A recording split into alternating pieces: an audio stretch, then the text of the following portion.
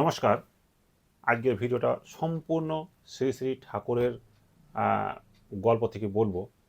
আপনি কি জানেন যে ঠাকুর একবার বলেছিলেন, অর্থাৎ শ্রী শ্রী রামকৃষ্ণদেব ভগবান স্বরূপ তিনি একবার বলেছিলেন যে যদি ভক্ত শুয়োরের মাংসও খাওয়ায় তাতেও কোনো ক্ষতি নেই। তাহলে কি আমরা ধরে নেব যে শ্রী শ্রী রামকৃষ্ণ মিশনের সন্ন্যাসীরা বা ভক্তরা আমিষ খান, অর্থাৎ মাছ, মাংস, ডিম যত রকমের জীব হত্যা করা যায় তাতেও কোনো অসুবিধা নেই? এই ভিডিওতে আমরা সম্পূর্ণরূপে শ্রী শ্রী রামকৃষ্ণ কথামৃত থেকে এর সঠিক ব্যাখ্যা বা উত্তর খোঁজার চেষ্টা করব এবং শেষে এক অদ্ভুত যুক্তির কথা স্বামীজি আমাদেরকে বলে গেছিলেন, তার কথাটাও শোনাবো, যা শুনলে আপনি চমকে যাবেন। এর আসল রহস্য কি, নিরামিষ না আমিষ, এই নিয়ে প্রচুর দ্বন্দ্ব। তা আজকে সেই দ্বন্দ্বের কিছুটা হলেও লাঘব করার চেষ্টা করব, সত্যের ওপর প্রতিষ্ঠিত হয়ে শ্রী শ্রী রামকৃষ্ণের কথামৃত থেকে। কারণ এইটাই হচ্ছে উত্তর, ওখানেই আছে। এবং এই যে দ্বন্দ্ব রামকৃষ্ণের এই টপিকটাকে নিয়ে অনেকেই কী করছেন, ভুল ব্যাখ্যা দিয়ে যে রামকৃষ্ণ বলে গেছেন অতএব আমি মাছ, মাংস, ডিম অহরহ খাবো, তাতে কোনো রকমের কোনো বাছবিচার নেই। আদৌ কি রামকৃষ্ণ ভগবান স্বরূপ তিনি তা কি বলে গেছিলেন? চলুন আজকে তার ব্যাখ্যাটা দেখি যে সত্যিকারের বইয়েতেই কি লেখা রয়েছে। চলুন আজ আরম্ভ করি, সাথে থাকবেন, ভিডিওটা সম্পূর্ণ শুনবেন। আর হ্যাঁ, আপনাদের যদি ভিডিওটা শেষে মনে হয় যে হ্যাঁ, একটা প্রপার সন্ন্যাসীর ড্রেস পরলেই সন্ন্যাসী হয় না, প্রপার সন্ন্যাসী যাকে সন্ন্যাসী ব্যাখ্যা শাস্ত্রে দেওয়া হয়েছে, সেই সন্ন্যাসীর কি মাছ, মাংস, ডিম বা জীব হত্যা করা উচিত না উচিত নয়, সেই বিষয়ে অবশ্যই আপনার কমেন্টের অপেক্ষায় থাকলাম। এবং যদি এই বিষয়ে আরও অনেক ভিডিও চাই এই যুক্তির উপরেই, তাহলে ভিডিও বানাবার চেষ্টা করব। হ্যাঁ, এটা আলোচনা মাত্র, আপনাদের যদি কোনো তথ্য থাকে তো অবশ্যই কমেন্ট বক্সে লিখবেন। চলুন আমরা প্রথমেই চলে যাই কথামৃত 3রা আগস্ট 1884 সালে। সেইখানে ঠাকুর রামকৃষ্ণদেব ভগবান স্বরূপ তিনি বলছেন, কি বলছেন এখানে টপিকগুলো হচ্ছে আচার বিচার, খাওয়া দাওয়া, নিরামিষ আমিষ, এই নিয়ে তিনি ওখানে বললেন। কি বলছেন আমি লিখে রেখেছি, শর্টগুলো লিখে রেখেছি, কারণ অনেকটা বই নিয়ে প্রতিটা পড়ে পড়ে আপনাকে শোনাবো, তাহলে আপনাদের ভালো লাগবে না, জাস্ট কোটেশনগুলো লিখেছি। সেখানে ঠাকুর বলছেন ভক্তদের উদ্দেশ্যে, কি বলছেন, যে যারা ঈশ্বরের ভক্তি আছে, অর্থাৎ যার ঈশ্বরের ভক্তি আছে, সে যদি শুয়োরের মাংস খায় তাতেও তার কোনো দোষ হয় না। শুনবেন ভালো করে কথাগুলো। আর যার ভক্তি নেই সে যদি হাবিন্যাস, অর্থাৎ হবিষান্ন মানে বুঝেন, অর্থাৎ পবিত্র নিরামিষ আহার যাকে বলা হয়, সেটাও যদি খান তাতেও তার কিছু হবে না। কোথায় আছে লেখা এটা? না শ্রী শ্রী রামকৃষ্ণ কথামৃত 2য় ভাগ 21তম পরিচ্ছেদে আছে, আপনারা দেখে নিতে পারেন। এটা লেখা আছে। মানেটা কি দাঁড়ালো, সাধারণ মানুষ কি বুঝলো, সন্ন্যাসীরা বা এর ব্যাখ্যা ওখানকার কি দিচ্ছেন দেখুন। এখানে ঠাকুর কি বোঝাতে চাইলেন যে খাবারের চেয়ে মন বড়। অর্থাৎ মন যদি ঈশ্বরে না থাকে তাহলে শুধু নিরামিষ খেয়ে আপনার কিছু হবে না।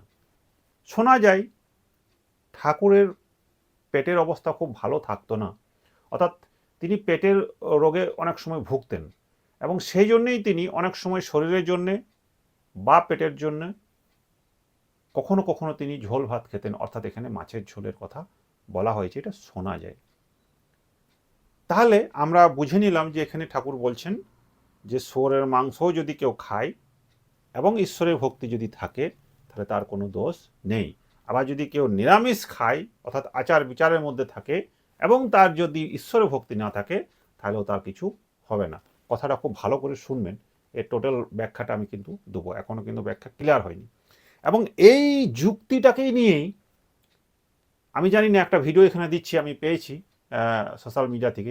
ये जो सन्यासियों के जैसे भगवा वस्त्र पहने मांस मछली खाते हुए लोग आपको दिखाई दे रहे हैं, ये और कोई नहीं बल्कि रामकृष्ण मिशन के बड़े बड़े पदों पे बैठे हुए सन्यासी हैं।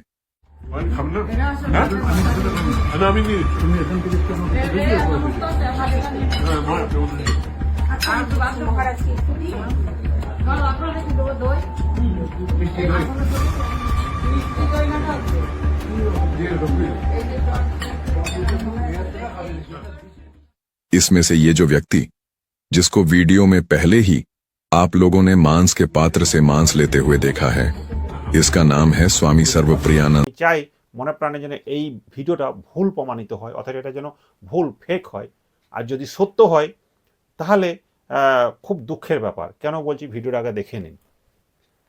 এই যে ভিডিওটা চলছে আপনারা দেখলেন যে কিছু সন্ন্যাসী তারা কি করছেন, যে কোনো এক ভক্তের বাড়িতে গিয়ে দেদার প্রচুর পরিমাণে মাংস, মুরগির মাংস, বড় বড় ঠ্যাং খেয়ে দেখাচ্ছেন যে আমরা কিন্তু মাংস খাই, আমরা সন্ন্যাসী কিন্তু আমরা মাংস খাই।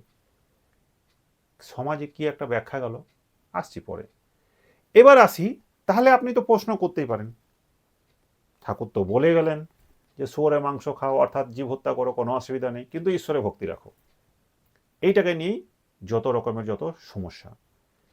এবার আসি যে তাহলে স্বামীজি এই বিষয়ে কি বললেন। দেখুন, স্বামীজি বলতেন পরাধীন ভারতের মানুষের শরীরের শক্তির খুব অভাব, সেই জন্য তাই তিনি আমিষ খাবারের ঘোর বিরোধী ছিলেন না, অর্থাৎ যে সবসময় নিরামিষই খেতে হবে এই যুক্তি সম্পূর্ণ তিনি দেননি। কোথাও কোথাও তিনি ছাড় দিয়েছেন এবং তিনি নিজেও একটু আধটু খেতেন। তাই তিনি বলেছিলেন যে তিনি বলতেন যে সত্ত্বগুণ, এই যে খাবারের তিনটে ভাগ আছে, সত্ত্ব, রজ, তম, তিনটে গুণ আছে। তিনি বলেছিলেন যে সত্ত্বগুণ অর্জন করার আগে মানুষকে রজগুণ অর্থাৎ শক্তি এবং উপলব্ধি যেটা হয়, শক্তি আর মানে উদ্দীপনা যাকে বলে, সেটা অর্জন করার দরকার আছে। কারণ তিনি বলতেন যে ধর্ম কি ভাতের হাঁড়িতে, অর্থাৎ ভাতের হাঁড়িতেই ধর্মটা লুকিয়ে আছে, তার মানে খাবারেই কি ধর্ম লুকিয়ে আছে তিনি বলেছিলেন। অর্থাৎ মানে কি বলবো, তিনি বলতেন যে খাবারের চেয়ে, অর্থাৎ এই যে খাদ্যাভ্যাস তার চেয়ে বেশি জরুরি হচ্ছে এই যে নিরামিষ আমিষ খাবারের বাছ বিচারের চেয়েও বেশি গুরুত্বপূর্ণ কথা হচ্ছে যে আপনি কতটা মানুষের জন্য সেবা করলেন। কারণ স্বামীজি সেই সময় ভারতের অবস্থাটা দেখেছিলেন, কতটা কঠিন অবস্থার মধ্যে দিয়ে মানুষ যাচ্ছিল, বিশেষত একটা অংশের মানুষ,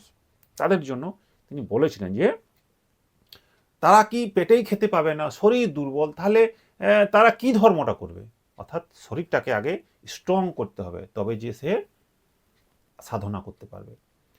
তাহলে কথাটা বুঝুন। এবার আমাদের মনে হতেই পারে যে রামকৃষ্ণ মিশনের আশ্রমের সন্ন্যাসীরা বা ভক্তরা খাবার আচার বিচারের উপর খুব বেশি নিয়ম কানুন আছে এটা নয়, তবে হ্যাঁ প্রাইমারি অবস্থাতে বলে গেছেন যে যারা সন্ন্যাসী তারা নিরামিষভোজী হওয়া দরকার, অর্থাৎ